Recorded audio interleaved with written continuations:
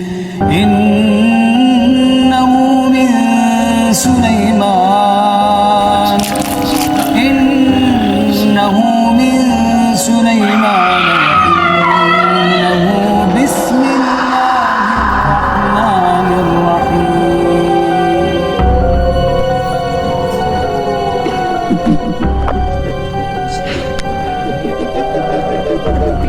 Nampak ada pocong kat tepi katil kita. Meracau, dia dah terpekik apa semua and Nampak ini kuntilanak semua. Apa dia ni bikin kat sini Aku macam seram itu nak tanya lah. Pasal tak Dia dipanggil kotak 7 kali 7.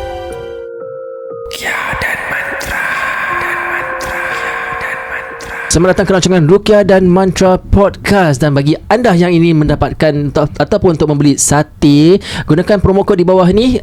Jangan lupa anda akan mendapatkan 10% diskaun dalam harga total. Dan juga kalau dah makan tu, ambil gambar letak dekat kita punya DM kita yang awak tengah makan sate oleh Sate Boy. Betul tak? tag kita dengan Sate Boy. Tag kita dengan Sate Boy. Sebab tu nanti kalau Sate Boy murah hati kan, dia nak bagi lagi diskaun ke apa. InsyaAllah. InsyaAllah.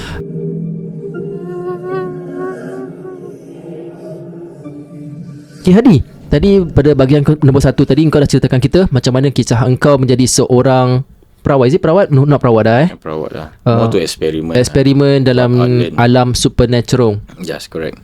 Dan juga tadi juga engkau ada kisahkan pada kita di off air, engkau pernah pergi ke sebuah tempat di Singapura untuk tarik benda daripada alam yang lain. Kat mana tu tempat tu? So is a east side of Singapore. So we together with the same team. So diorang nak buat explore. So ni baru explore. So I ikut diorang. Adakah tempat dia kat Bedok? No, Pasir Ris to be exact. Tadi Pak Wan kan, Pak Wan agak ada cakapkan Pasir Ris Swarm. Yeah, Okay, Pasir Ris Swarm. That to be specific lah. Pasir Ris Swarm. So pergi sana. So cause one of them they buat live streaming lah. So kira kan diorang layankan je ni punya live streaming. So dia bawa pergi Pasir Ris Swarm, I follow them. So jalan-jalan ke sana, cari-cari barang. I think that time was, masih ingat lagi, one of their guru also join together. So there's some performance juga. Masa nak tunjuk yang si guru dia ada such ilmu. So there's one of it, dia keluarkan a tissue. Just a tissue, dia keluarkan tissue. Because one of them tengah live streaming kan, dia keluarkan satu tissue. Dia baca apa entah, dia campak in the air, betul-betul terbakar. Oh, ini macam Indonesia punya Magic show. Macam magic show lah, something like that lah. So I don't know whether he or stage ke tak. Macam okay, that's something amazing. Were you convinced? Not so bad lah. Macam okay lah. Okay, maybe they prepared something apa. Because I very skeptical. Bagus. Tunjuk biar benda yang aku tengok macam okay, I'm amazed with this, aku percaya. Convince lah. Kalau macam tu dekat TV banyak magic show. Banyak. So tak tahu lah, pasal live streaming kan, maybe he well prepared with all this equipment lah. So dah jalan, there's a trail, kiri kanan semua swarm lah. Dia jalan. So one of them tanya lagi, kau nak so-called test apa yang kau dah amalkan. Okay, test macam mana? Okay, kau pernah dengar tarikan pusaka? Cakap pernah. Okay, kau nak try? Aku belum tahap tu lagi. Tak apa, we will guide you from behind. So apparently one of them kan baru competent lah, dah belajar ni dah ada ilmu. So dia pun nak test juga. Okay, so two of them guided me. So what I was told to do is that, was walking at the trail, okay, asked me to stop. Dia suruh turun to the swamp area. Actually very muddy lah. Very muddy. So he told me that you just go any tempat, any tanah, kau just pilih any tanah. Kau baca selawat 3 kali, niat dalam hati, kalau ada hadiah untuk kau, berikanlah padaku. Kalau ada hadiah untukku, berikanlah kepadaku. Just selawat 3 kali, niat, tepuk at that specific area tu, that area kau tepuk, genggam that tanah, bawa pergi kat jurang. So that's what I did. Tepuk, genggam. Dan pergi kat jurang. Okay, aku dah genggam ni. Okay, so dia ada torchlight, masa malam kan, torchlight. I don't feel hot atau apa-apa heat kat tanganku. Tapi when dia suluh lampu tu, ada macam asap keluar from that genggaman tanah tu. Okay, dia take a bottle, dia bersihkan lah. Bersihkan slowly daripada mud tu semua dah kumpul kat tanah, dah bersihkan, dah start nampak metallic, dah start nampak benda bersinar. So macam apa ni? Bersihkan cincin dengan batu akik besar kali hijau kat tanah tu.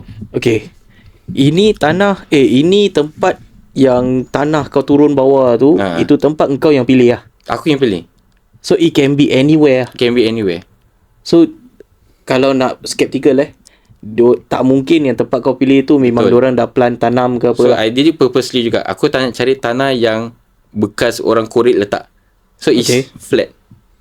Flat. Tapi it's pasal that time was lepas hujan lah. Jadi flat. So tanah tu very lumut lah. Aku just genggam. Okay. Genggam. So kau dah nampak tu cincin habis? Nampak cincin quite besar sih. Macam Thanos sih. Besar dia punya cincin hijau dia tu. And then there's an explanation. Dia apa nama dia, cincin badal lumut ke apa? Kita boleh lumut dia kan, badal lumut. Masih ada lah, simpan tak? No. There's another story on that. Bawa balik this time happened to my wife. So dia tanya dengan aku bilang dia, what is this? Ni cincin they call it badal lumut. What kegunaan dia? Kalau what aku understand, this thing is untuk pendinding diri daripada makhluk halus, gangguan makhluk halus. Kau pegang je kan, tak ada orang boleh, tak ada benda nak berani pegang kau lah. Okay, tadi kau cakap something happened to your wife bila kau bawa balik benda ni. What happened? Okay, so apparently when cincin tu, dia tanya okay nak buat apa. Okay, kalau kau masuk kat index finger kau, benda ni betul fit to your index finger, benda ni memang hadiah untuk kau. Kalau loose ke, besar kecil ke kan, just nak tunjukkan that there's a existence of them. Okay. Yeah. Okay. The index finger aje lah. Index finger je, that's what they say lah. Index finger. Betul sui lah. Sui. Masuk. So what gonna do next? Dia pegang, ni isi ke kosong? Dia pegang. Okay bro, ni kosong. Tapi it's just that this thing is come from the other dimension. Kan? Dia datang ke alam manusia ni. So this thing easily attracted all the entities surrounding. So what gonna do it? Kau nak buang boleh, kau nak simpan, I suggest not lah. Pasal benda ni akan attract lah, dia akan ikut kau. So I decided to bring back. Kau simpan Buat kenangan lah. I mean like I really learn this ilmu. Memang kau nak lah. Nak misal dah tengok YouTube video-video gini, bila datang buat depan mata ke, really macam menjadi wow. Like selap wow. So kau bawa balik benda ni, and apa terjadi seterusnya? Okay, so bawa balik malam, explore ke malam, balik malam. So the next morning, my wife cakap, did you call my name? Bila tidur, tak I know you dah tidur, balik I terus tidur lah. Okay, the next night, did you call my name? No, I was sleep lah. I was asleep. Tak apa-apa. The third day, this time very clear. I heard your voice calling my name. And then the next thing is that I felt someone grabbing my arm. Subhanallah. Dia pegang. So that feel sampai besok morning. Besok pagi bila bangun, I still can feel that someone is Kau ke ataupun your wife? Dia, my wife. Okay. Yeah, so ni jumpa dengan my friend yang paranormal tu. Aku bawa balik lah. So bawa balik. This thing happened to my wife. So what I gonna do now?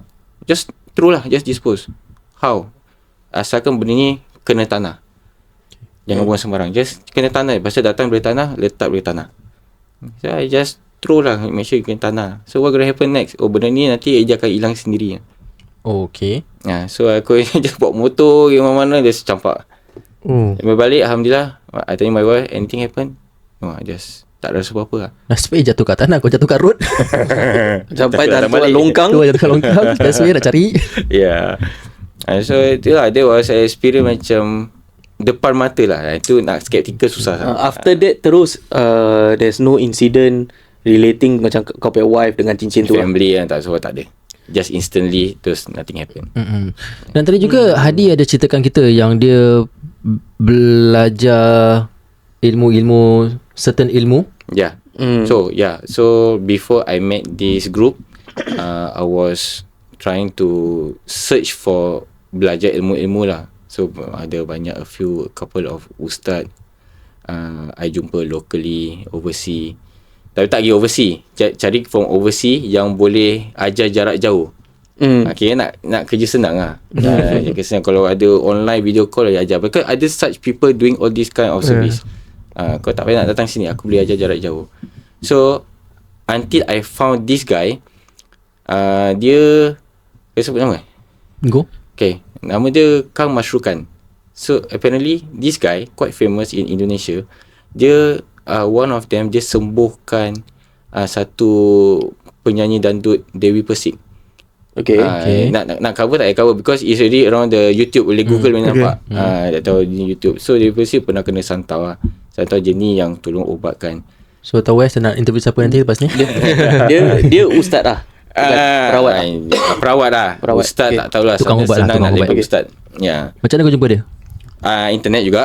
Aku selalu Mr. Google lah tanya. Okay, lepas tu dia datang Singapura ke ataupun kau pergi sana? Pasal dapat tahu dia ada website. Dia website dia buat monetize pun, dia buat business. Dia ada belajar, dia ajar ilmu-ilmu ni semua daripada peringkat 1 sampai ke maha guru. So of course I will take the level 1 lah. Saya baru lagi kan. And one thing that he extend his service not just locally in Indonesia. Dia datang Malaysia, datang Singapore. Dia dah okay. So dia buat appointment lah. So I make an appointment. You come to Singapore. Okay, by this date you come to this hotel. And then we will see you there. So dia buat appointment. When the days come, pergi hotel ni dekat Singapore. Pergi tu dekat lobby, nampak ramai juga tau. Ada kerusi, ada orang duduk dekat lobby. Duduk, okay lah, I assume it's a hotel guest lah. Then I noticed there's one lady, dia bawa file. Dia bawa file di atas satu. Okay, maybe hotel staff. Dia pusing-pusing, aku tengok duduk kat kerusi, pusing datang kat aku. This is one of his staff. Yang PA. Okay, kamu mau jumpa itu Kang Mashrukan? Ya. Ini aplikasi form. Application form. Kau nak jumpa, what is your purpose of meeting him? Fill up everything. So, yang dekat lobby tu semua nak jumpa lah. Itu Kang Mashrukan. Ramai lah. It's not just local there's a guy who beside me, dia cakap dia dari Malaysia. Dia nak jumpa. Dia ceritakan kat kerja ada orang hantar barang, ada orang dengki dan semua. Okay, this is your story. So when comes to my turn, dia cakap, okay, kau pergi lift, naik tingkat-tingkat ni, bilik-bilik ni kau masuk. Macam okay, naik atas masuk, buka pintu dia kan. Okay, this is the guy that I've been waiting for. Dia sambut aku. Bila kau masuk dalam pintu tu, dia tengah buat apa? Tengah duduk macam kau tu macam Don. Macam lah. duduk kat sofa tengah macam atau macam pokok gudang garam. Macam mana kau nampak dia duduk? Kisah dalam hotel tu. Pakaian dia Pakaian dia quite smart. Tuxedo kan? Macam blazer itu pakai. Blazer. Tak ada tie lah, macam just casual ni. Tukang ubat pakai blazer. Tapi itu songkok Jawa tu tinggi takkan lepas, mesti ada tak ada Belangkon. What do you call it? Belangkon ada. Belangkon Itu mesti ada. Itu tak lepas lah. Okay. Ni bapa Hadi lah. Okay, masuk. Dia sambut quite very soft spoken, very pleasant looking semua. Dia macam okay, tak ada orang bilik kecil ni kau seorang je. Okay, ini kamera, tak ada kamera. They're just looking around. So you enter someone punya room. Kau seorang, dia pun seorang. Okay, lepas tu dia masuk. Okay, apa hajat kamu datang ke sini? Okay, aku nak belajar ilmu. Tapi terus terang aku tak nak ada ilmu yang pendamping ke apa-apa yang involve jin. Ada tak asal ilmu? Apa kau punya motif nak belajar ni? Untuk for my own protection. Aku tanya dia berubat just for my own protection.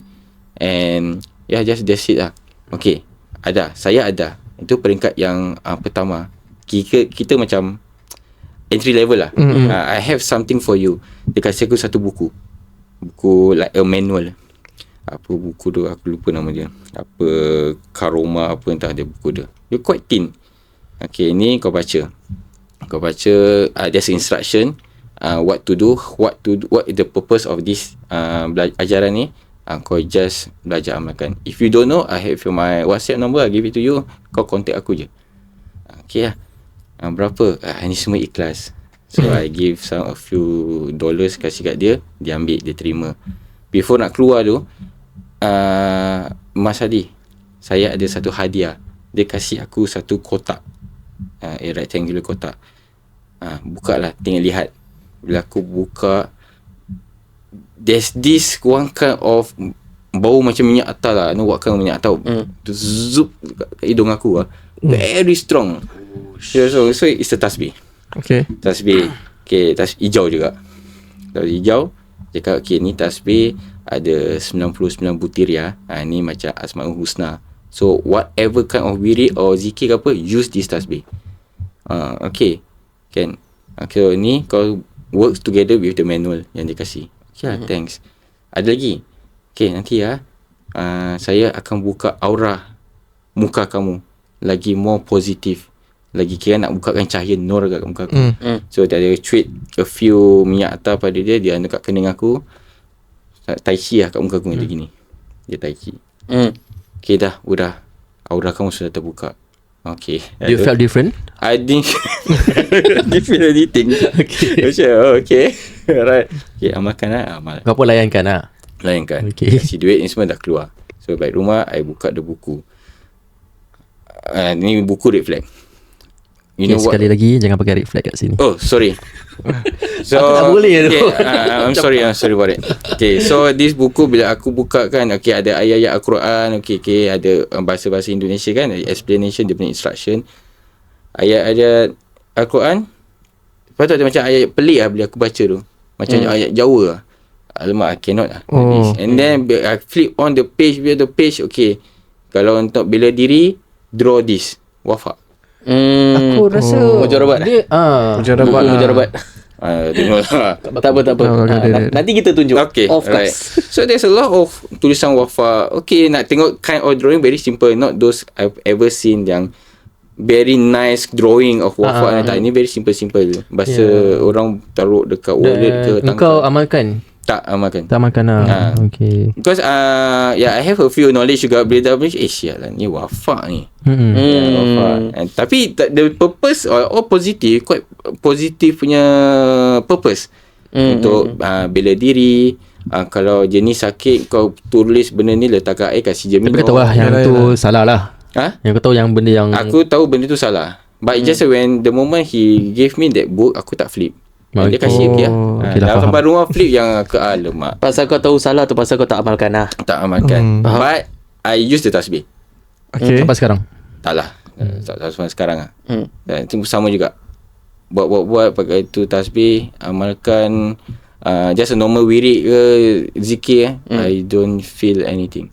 Nasib baik dia punya ikhlas dia aku kasih murah kan. Okay lah, ini paitau lah, tak payah. I don't want to proceed any further classes with him lah. I don't even ask him like what's next. Okay, faham. Ni kita nak, aku nak, actually I want to use the word scam ke apa lah. But it's too heavy lah. Too heavy. But I not so sure if I see scam ke tak. Pasal banyak tau pengikut dia. Faham. That's why I cakap maybe it's too heavy for me to use the word scam. But on the safer side, I will say ni cara dia sendiri lah.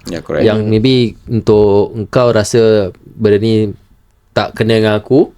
That's why I think so. Macam Tuhan tak nak aku lanjutkan pelajaran ni lah. Pasal mungkin dia ada ke kiri sikit. Betul. Mungkin wallahu a'lam bissawab. Sana banyak senang banyak pengikut lah. Sana banyak tu. Kalau korang nak tahu, dekat negeri Merah Putih, dorang ada satu factory ni di mana dorang ada jual benda-benda yang apa yang kau nampak kat YouTube tu. Macam let's say telur dalam ada benda-benda ni semua, ataupun air kelapa ada benda-benda ni semua. Dorang ada jual dorang punya props. Satu kedai, bukan kedai, factory. Untuk para dukun bomo. Kira macam kalau kat Singapura macam ada Magic Mia Shop, kan, kira kat sana shop-shop macam gini lah, kedai-kedai macam gini factory, lah. The factory tu. Factory. Jadi untuk dukun bomo kat sana, regular customer dorang lah. Good business lah. Good business. Demand and supply lah. As long boleh berbual dengan semut dah popular lah. Aku tu tak cakap apa. Okay. Tapi mungkin kau boleh jelaskan sikit lah dengan apa yang tadi Hadi ada. Daripada Hadi kita kisahkan tadi, daripada Hadi sendiri tahu. Hadi, daripada apa yang kau ceritakan kepada kita, daripada bahagian nombor 1 ke bahagian nombor 2, adakah pelajaran apa yang kau belajar ni semua, apa yang kau rasa bila kau dah besar sikit ni, kau dah dewasa? To be honest, I find it's a waste of time. meripik, then macam tak berfaedah lah. Kejap. Tak berfaedah. Nak cari ni benda, kalau dah sampai tahap level yang kau boleh handle diri sendiri, tak apa. Apa-apa tak akan terjadi surrounding you, especially in your family. Ini bila along the way, bila aku belajar tu, family kena kacau, rumah kena kacau. And then when belajar ni pun, I don't have that gift or belum reach to that stage whereby I can see things, I can halau benda ni ke tak, just macam pagar rumah, tapi akan datang balik, pagar rumah datang balik, ikut method dia lah. So macam I don't feel peace, no. Like, macam bila sehingga aku discover last resort lah ni, kan rumah kita orang kena kacau. Aku discover rawatan Ruqyah Singapura that being in charge by siapa tu? Haji Saiful. Haji Saiful Bahar. So kau dulu pernah belajar Ruqyah Syariah dengan Haji Saiful Bahar. Masya Allah. Ini last lah. Ini last resort lah. Experience, lepas research, actually jumpa ustaz. this Ruqyah ni this is the first, but I still want to have exposure in this thing. Supernatural lah. Supernatural. Experience lah. Kadang kau kena pusing semua. Yeah. So at the end of the day, kau balik kepada Al-Quran dan Sunnah. Correct. Masya So Allah. it's a very eye opening bila attend this Ruqyah with Haji Saiful. Very very good guy. Dia very experienced, knowledgeable. So whatever dia ceritakan in the class tu about ilmu-ilmu yang ni, I can relate lah with what I've learned. Of course. Macam it's all about your mindset. Kena amalkan surah, kena solat, kena kuat zikir ni semua. Tak payah nak belajar-belajar lah ni semua. But some of the student yang attend tu dia share dia punya experience juga. Quite similar juga lah. Macam ni end up diorang belajar ni, which is betul lah.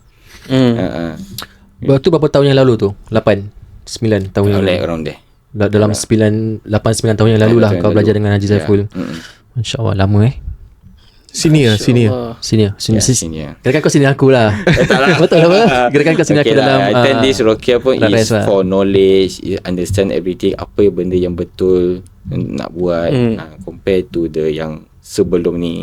Yeah. So when nak attend that, you have 2-3 days course, balik je kan yang cakap ada gangguan kat rumah. Then because mindset dah set lah, how to counter all these gangguan ni semua kat rumah, because dah belajar ni Ruqyah, instantly lah. It's all about your mindset and stop doing all these things. Apa-apa, kalau dia tangkal ke apa-apa ni semua buang. And then I educate, I share knowledge this with my wife. My wife pun belajar. Peace lah. There's no more gangguan. Rasa ketenangan. Dan tenang kat rumah tu. Alhamdulillah. Aku have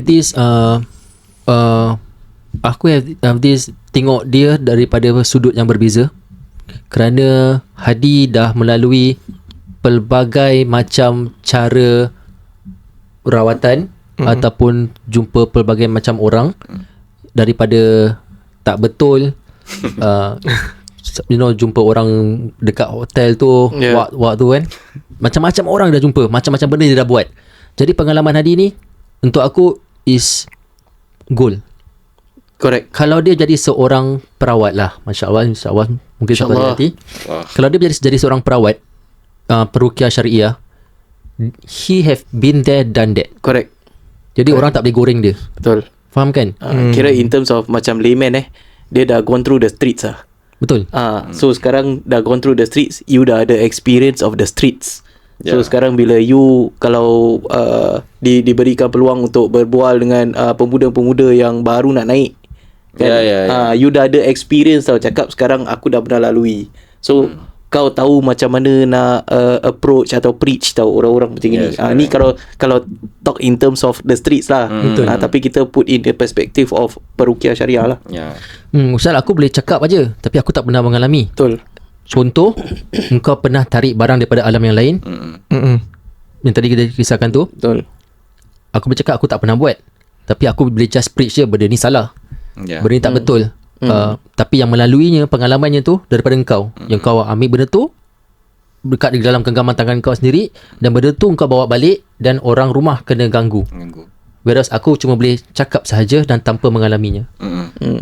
That's why aku punya outlook on this matter, yang engkau kalau jadi seorang perawat, you ada pengalaman sedemikian, engkau menjadi, mungkin Masya Allah akan jadi seorang perawat yang Masya Allah lah. Masyhur. Masya Allah. Masya Allah. At least ada knowledge and the understanding Jadi nak rawat orang tu at least tahu okay, this thing I went through. Korang buat ni semua salah. Gini kan. Tai chi Angkat semua. dalam botol kan. Aku dah pernah buat benda ni. Betul apa? Fact lah. Ya, Betul. Masya Allah. Jadi sekarang bila kau dah belajar benda ni semua, and you have actually, Alhamdulillah, you have come back dengan perjalanan Ruqyah Syariah, I would say, Yang betul lah. yang betul. Dan isteri kau pun tahu yang kau pernah mengalami perjalanan yang Sebelum ni tu semua. What is her take on this? And sebelum tu she's very supportive I don't know because she wants, like, dia tahu aku ada interest in this supernatural thing. I don't, she just been supportive. You nak try. You want to pay this, okay, you pay. You want go explore, you explore. And this thing happen. You doing this thing happen to us. Okay, I feel bad bad. Itu yang dah belajar gini macam tak work je. Nak halau benda ni nanti buat pagar cari yang sebelum ni. Lap berapa hari datang balik. So how to maintain this peacefulness dekat dalam rumah? Macam duduk mimpi-mimpi, muka-muka aku mimpi, bini aku mimpi benda yang sama. Macam mana okay lah. Last resort maybe Tuhan gerakkan diri aku pergi belajar Ruqyah Syariah. Belajar apa ni macam terantuk alah apa aku pun semua meripi Alhamdulillah. Belajar. Even though aku tak amalkan the whole ayat tu, but at least I have a basic knowledge what it's all about, how to counter this, how to stop this from happening, macam mana nak pagar rumah cara Ruqyah Syariah kan. I just do accordingly terus I can feel instant different dalam rumah tu. Kalau rumah tu rasa macam malap je nanti duduk kat sofa tengok TV macam ada orang perhatikan, macam tak tenang. Yeah. So Alhamdulillah everything is good. Sampai sekarang aku amalkan, kalau anything barang singgah tu always ada. Kadang-kadang ni buat benda yang telah diajarkan Ruqyah Syariah. Alhamdulillah semua settle. Alhamdulillah. Alhamdulillah. It's a good thing It's a good thing. Aku pun berterima kasih yang kau sudi share kau punya pengalaman, kau punya journey daripada jalan ke kiri sampai sekarang lah jalan yang betul. So aku also believe that banyak pendengar-pendengar kat luar tu pun yang kalau tengah hadapi dengan jalan-jalan yang sebelum macam mana Hadi went through, then dia belum lagi terlambat lah, masih boleh patah balik ke jalan yang ikut Al-Quran dengan Sunnah. Betul. Mungkin ada sesetengah mereka pendengar kita di luar sana, mungkin mereka ada juga sedang eksperimentasi dalam kehidupan mereka. Dia pun curious dengan curious. macam mana Hadi ni kan curious dengan supernatural, superstitious barang ni kan. So cuma kadang-kadang takut kita dah terpesong jauh sangat.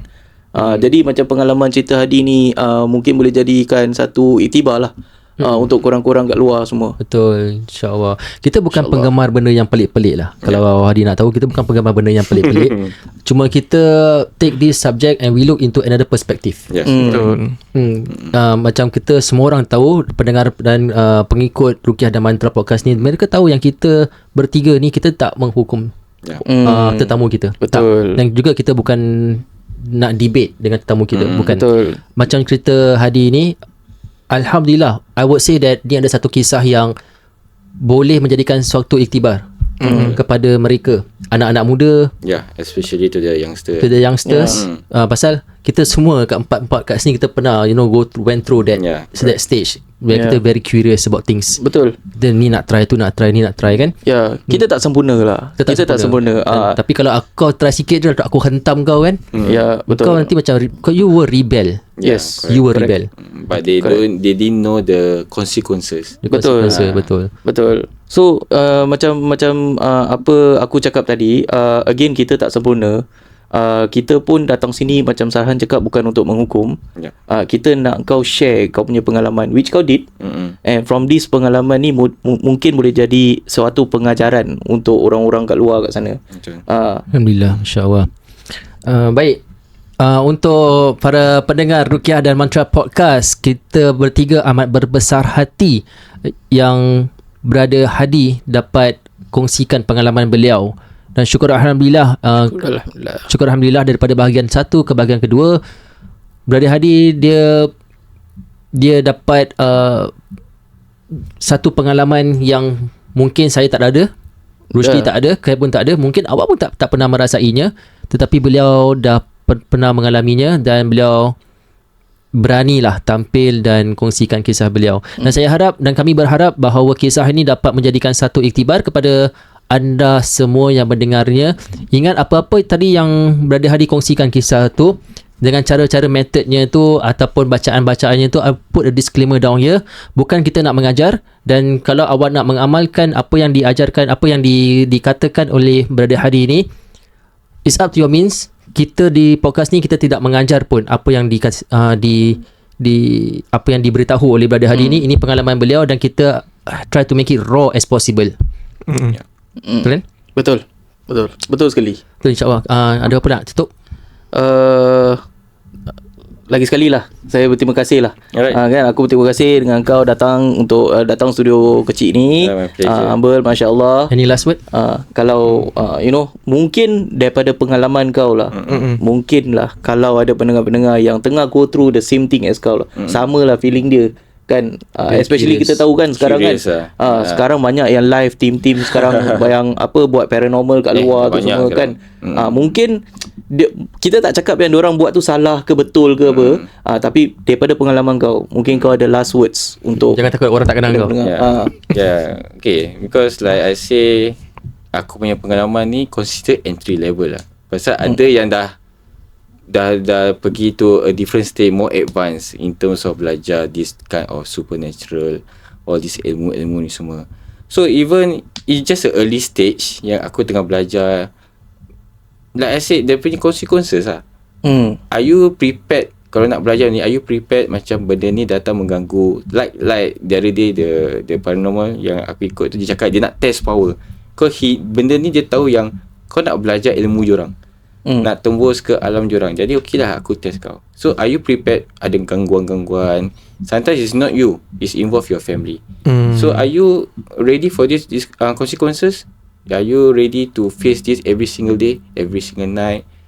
Kau tak ada rasa, to me, aku tak rasa aman kat rumah. Even your own house, which orang cakap tu rumah kita tu syurga kita, tapi this entity keep on datang.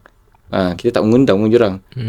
But it's actually kau sendiri mengundang pasal kau nak yang belajar. Tapi santai gangguan ni kena dekat keluarga. Kesian kanan kita. Jadi tak encourage lah. At best don't encourage. If you think you want to do this, think twice. Even my story is not that extreme. Ada orang yang lagi gangguan, lagi teruk, tapi just a kickstart ni je kan. It's about peacefulness. It's about think of your family. Kan family pun tak minta ni, alamak ni bapak ke my husband yang belajar gini, kita yang kena terbabit. Tapi kadang-kadang dia orang tak minta, kita yang membawa-bawa. So di akhir kalamnya kita nak ketenangan hati lah dalam apa pun ilmu yang kita belajar, balik kepada sumber ilmu itu sendiri, Al-Quran dan Sunnah. InsyaAllah. Dan dari itu kita akan tutupkan episod kali ini bersama Brother Hadi. Kami bertiga minta ampun, minta maaf kepada anda kalau ada yang terguris hati. Kami betul-betul minta ampun, minta maaf, dan bukan niat kami untuk menegur ataupun nasihat. Kami sekadar beritahu untuk peringatan kami sendiri, insyaAllah. Nantikan kepada episod yang akan hadapan. Jangan ke mana-mana. Dengan Ruqyah dan Mantra Podcast. Selamat. Assalamualaikum.